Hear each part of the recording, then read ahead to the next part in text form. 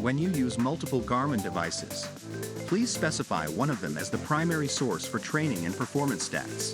The system will automatically sync and integrate your data, ensuring more accuracy. In the Garmin Connect app, go to the bottom right corner and select More. Then go to Settings. You have the option to set Primary Wearable and Primary Training Device separately. In the Primary Wearable option, it records your sleep, body battery, and daily health indicators like steps. If you have multiple devices with these features, we recommend choosing the one you wear most frequently as your primary wearable. Please note, the primary wearable you have set up will serve as the default device for recording daily health stats such as sleep, body battery, and step counts.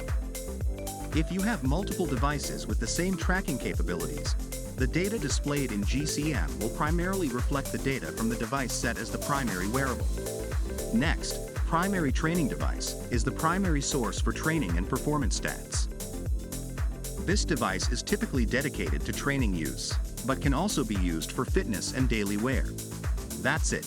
If you have any other questions, please contact Garmin Customer Support. Thank you for watching.